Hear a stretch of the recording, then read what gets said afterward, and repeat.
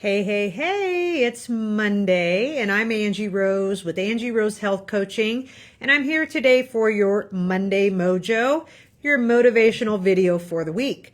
So I don't know where y'all are watching from. I would love to know below in the comments, but I know here in Nebraska, we are having our spring annual, if you will, winter storm.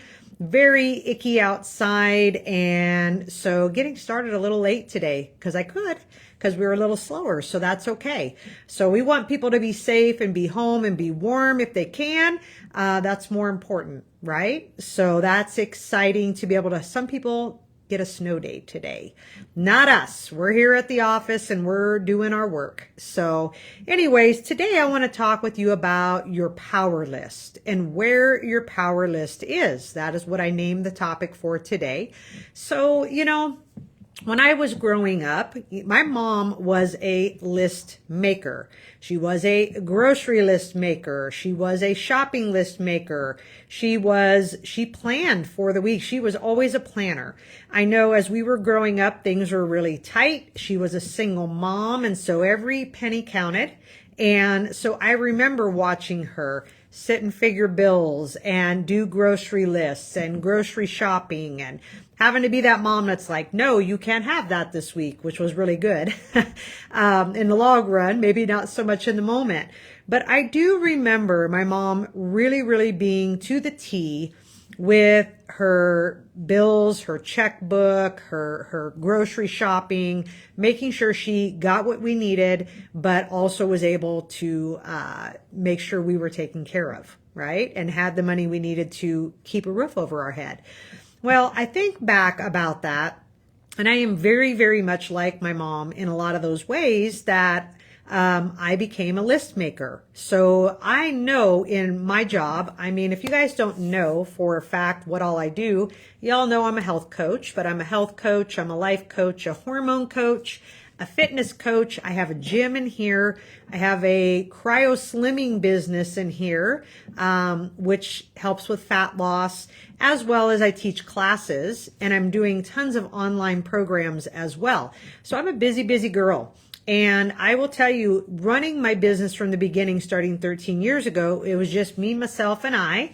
And one of the best things that I could do for myself was schedule everything and have a power list of the things that I needed to make sure I was getting done, because it keeps me on track and it keeps me focused.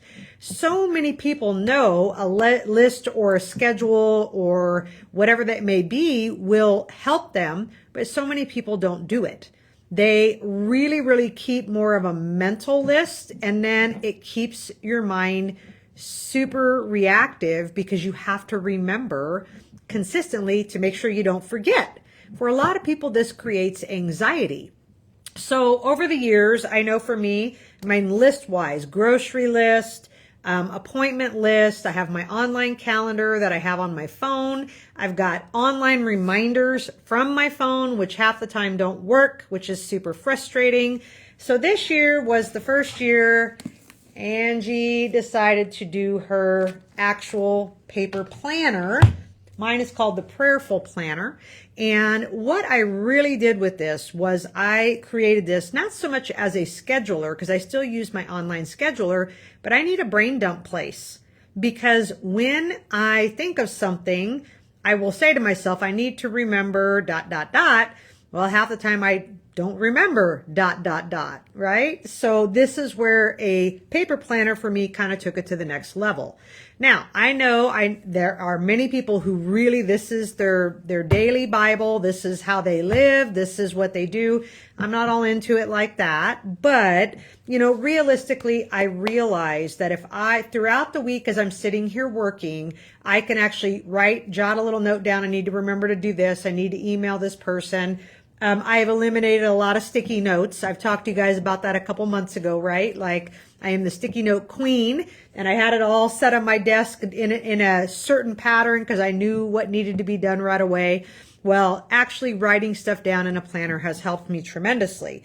But I just want you to know that having a power list of things that you need to do, that you think of, brain dump on, is so important because It is actually scientifically backed that it really, really, really works. Okay, so this might even be something where you wake up in the middle of the night, you got a notepad next to your bed, you write it down and you go back to sleep, whatever that may be. But there is research that it actually helps lower anxiety and reduces stress by creating a list of to-do things, right? So I just want to share with you just real quick, what are just 3 things that are actually studied and facts that they have come to, scientists have come to about creating a power list, okay? So number 1 is students in one study who created a formal to-do list procrastinated less than those who used random mental to-do lists or random just, hey, I don't want to say hey to my phone if I say it because she's going to answer me. But if saying it to our phone and hoping that the reminder shows up or we actually see it in time. So it's actually proven there was less procrastination. How many of y'all struggle with procrastination?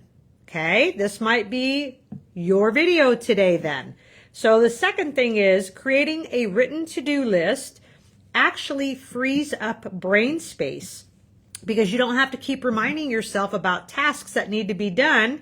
And that is my favorite thing about to-do lists is in my planner, I can jot that stuff down and then know like, okay, if I didn't get that done today, I can move it to the next day, but it does get done. It's the little things that I think I'm going to remember that I absolutely don't.